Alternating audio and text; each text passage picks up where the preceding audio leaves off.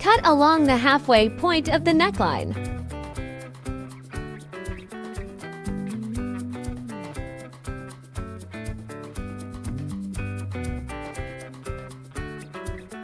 First, cut the front, then cut the back.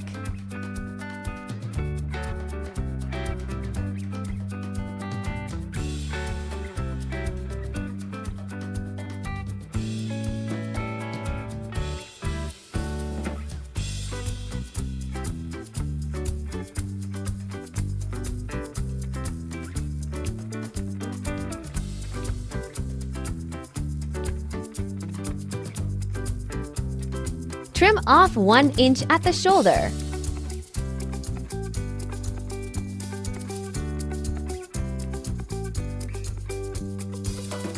Trim the neckline neatly.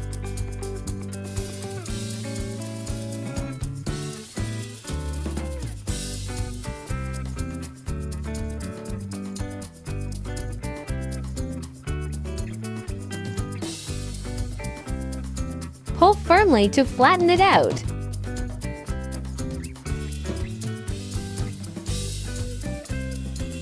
Cut off the drawings below.